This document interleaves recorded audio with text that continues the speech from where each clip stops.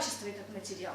И только после этого он как бы освояет, делает что? Либо это будет мебель, либо это будет предмет искусства, либо это будет любое что-то другое полезное для в целом.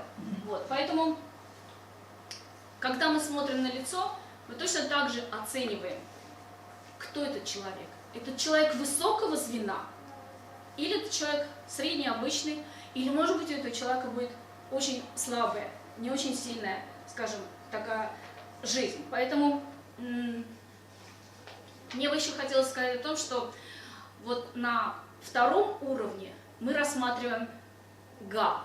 Что такое га? Это это китайский термин, который объясняет то, что как мы можем просчитать судьбу человека, он какому социальному уровню принадлежит. Это известный человек, это может быть бедный человек.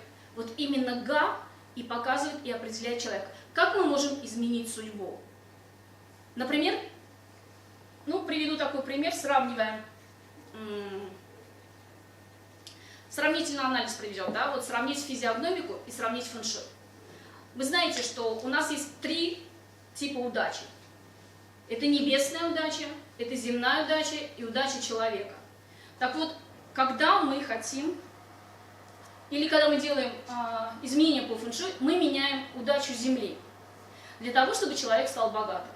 Но если же у человека нет на лице знаков, что он принадлежит именно к богатым, то эти изменения будут временные, и через какое-то время все равно человек будет бедный, потому что вот именно га, оно дано природой.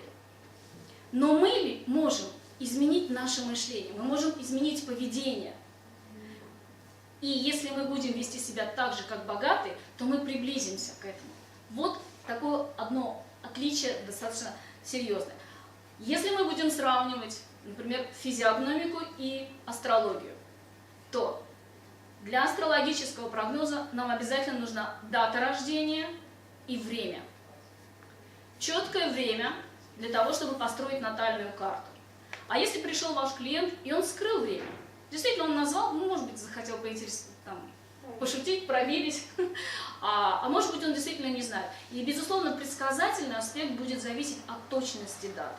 А вот на лице вам это не нужно знать. Вы сразу же читаете, какой период, в каком возрастном он находится, успешен, не успешен, какой га у этого человека. Или, например, близнецы. Это четкий вот такой показатель. Карта близнецов натальная, она одинаковая. Абсолютно одинаковая. Там разница в 15 минут, и вы не увидите особо. Но черты лица разные.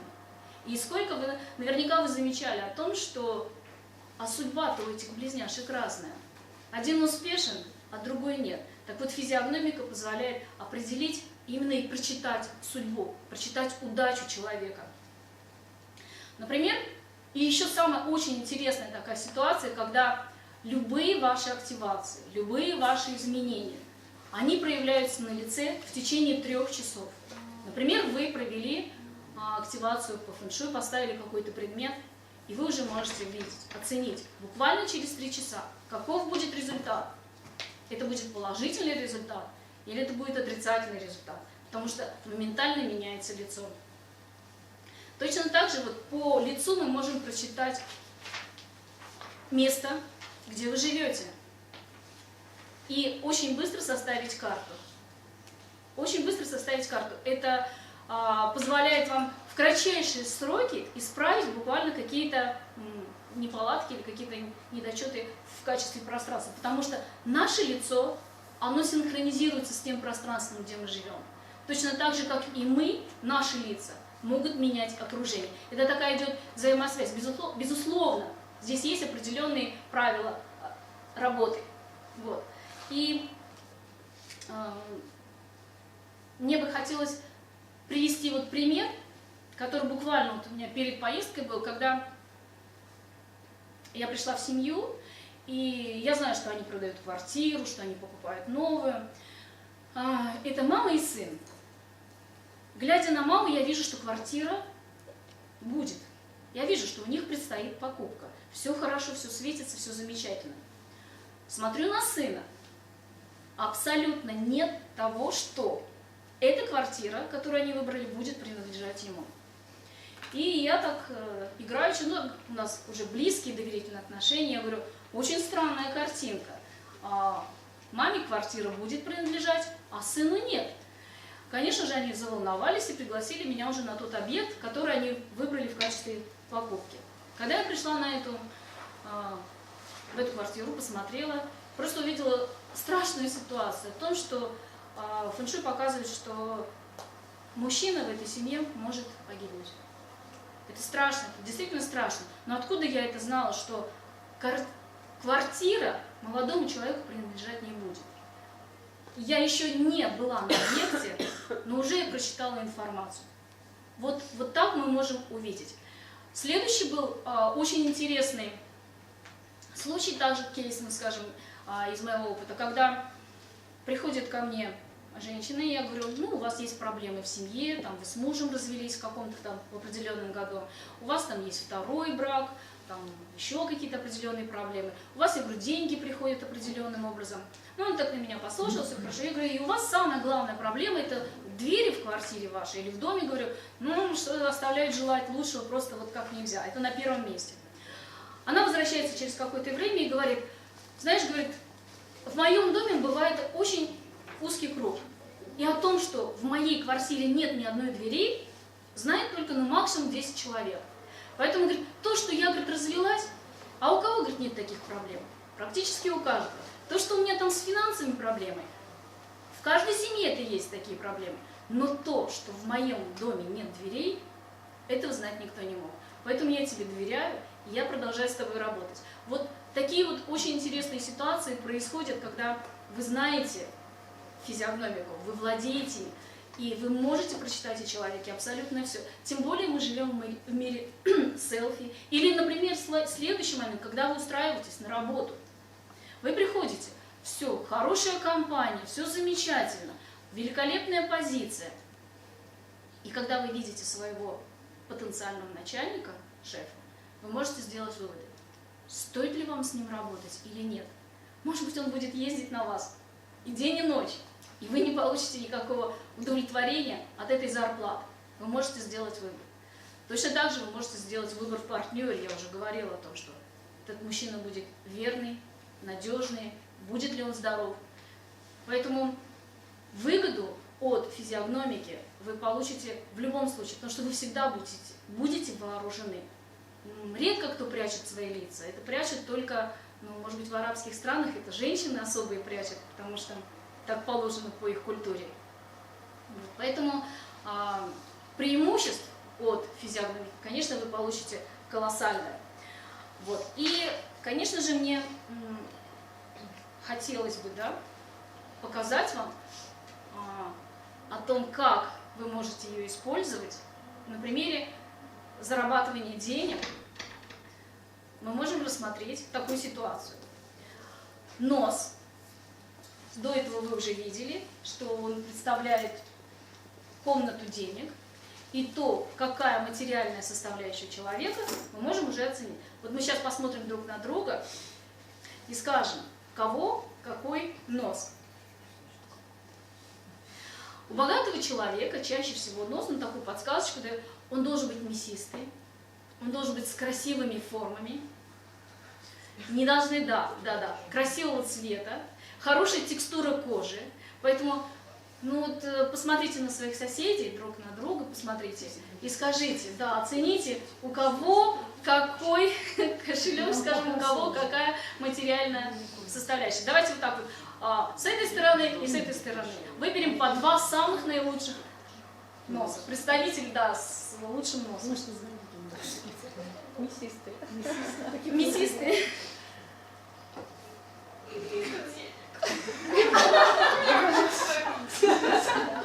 Анечка, не раздаст.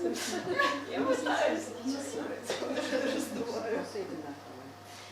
Бабушка, еще раз комментарий. Я говорю, да вроде как одинаковые. Вроде бы у всех одинаковые. Вот эта девушка состоятельная. У кого-то, да, состоятельная. А давайте мы ее пригласим. Давайте вот, выходите, пожалуйста. Нет, вот нет, у кого- нет. Хочу проверить свои, может быть, я уже обладаю этим даром. Да. А давайте и вас возьмем. А давайте вас входим. Кого еще берем? пожалуйста, идемте.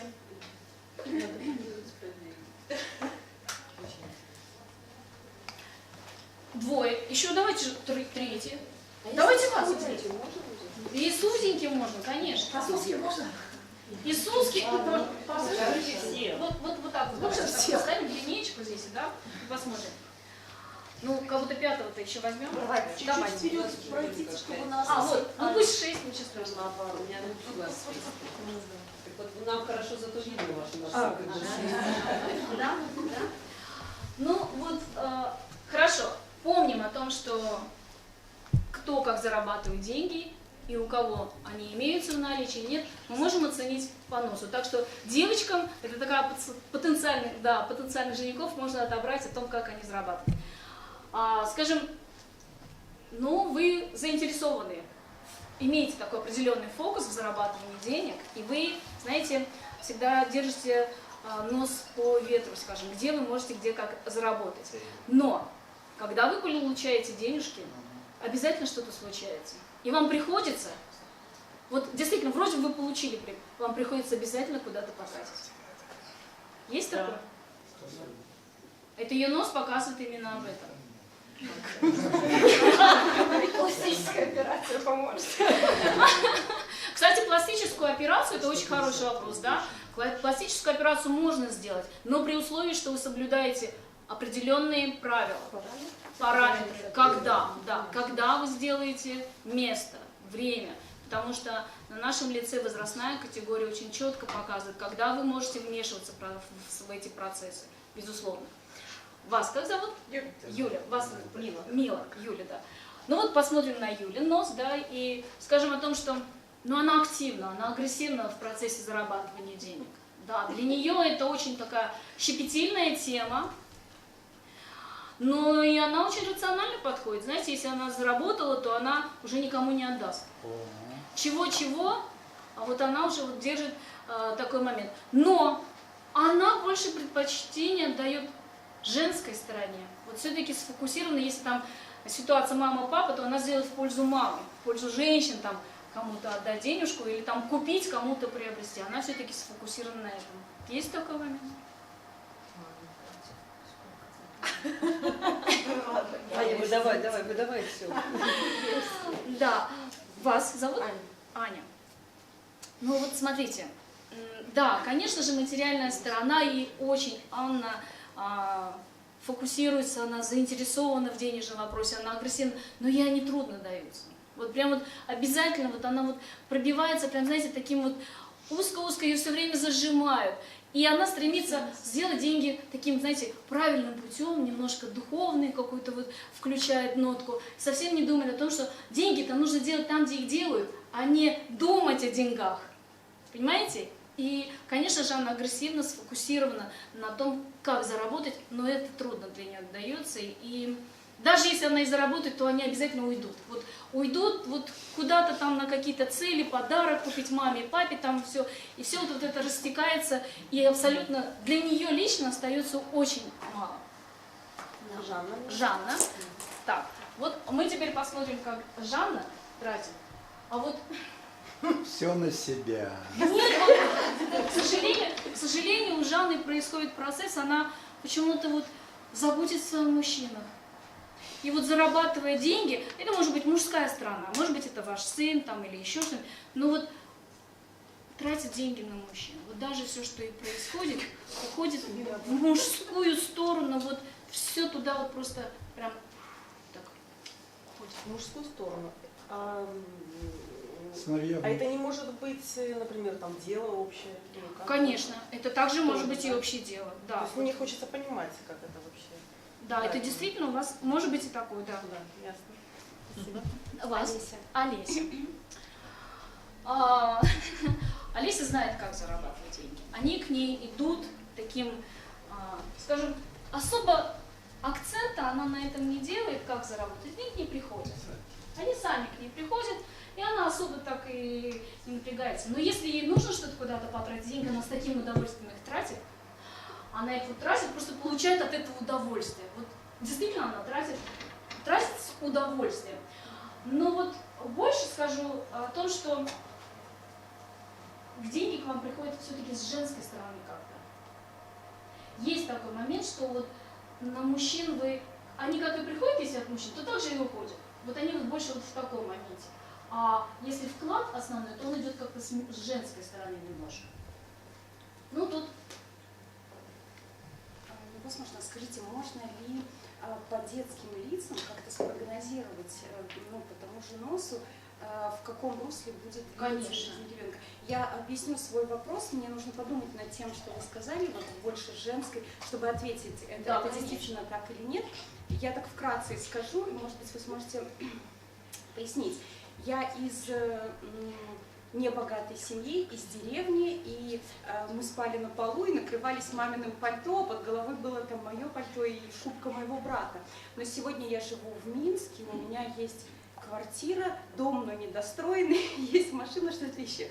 Но заслуга ли моего носа в этом, я не совсем поняла. Это не наследство. Да, в этом заслуга ваша, потому что нос показывает вашу способность как зарабатывать. Поэтому, когда вы жили скромно, вы себе там, будучи маленькой, еще сказали, я должна правильно, рационально использовать. Так вот, можно ли в детстве, вот рассматривая, например, лица своих детей, что-то спрогнозировать или вот даже понять, к чему склонность у этого лица, скажем так, и к чему его подтолкнуть и направить? Конечно.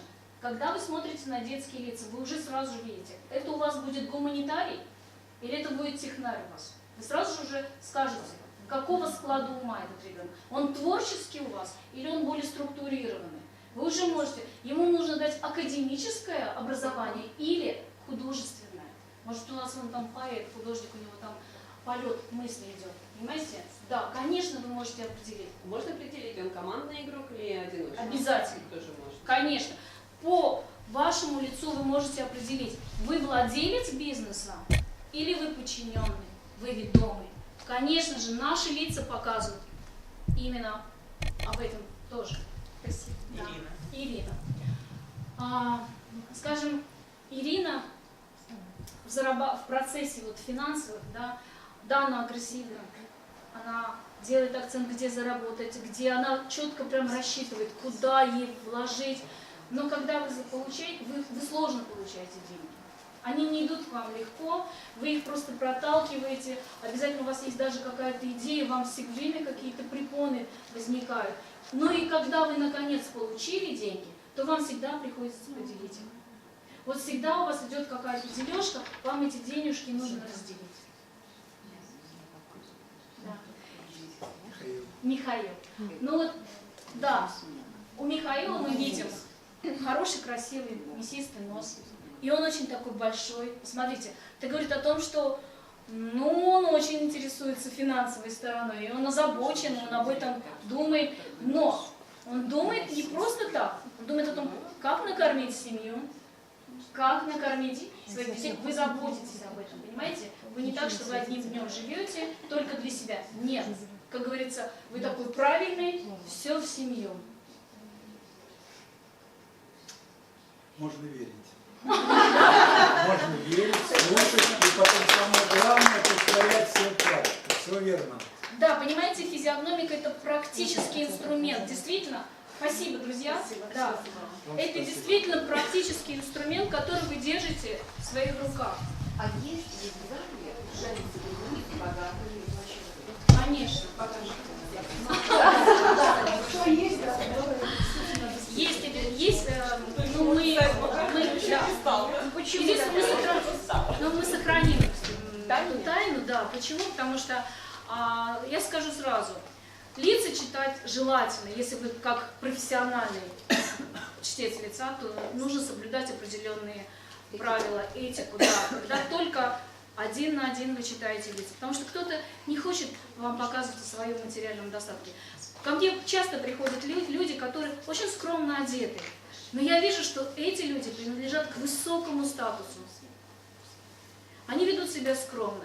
А есть приходят, которые просто разодеты и говорят: я такой хороший, я занимаюсь благотворительной работой, я там еще там Луну могу достать, там приблизить, звезду достать с ним.